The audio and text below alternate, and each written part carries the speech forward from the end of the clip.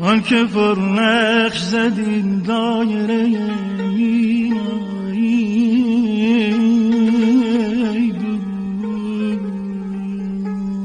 دوست کس ندانست